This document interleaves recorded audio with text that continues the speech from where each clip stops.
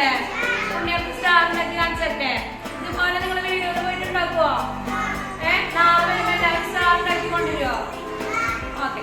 അതിന് സ്റ്റാർ ഉണ്ടാക്കാൻ വേണ്ടിയിട്ട് ടീച്ചർ എന്തൊക്കെ എടുക്കണേ നോക്കാട്ടോ. ഇതെന്താ?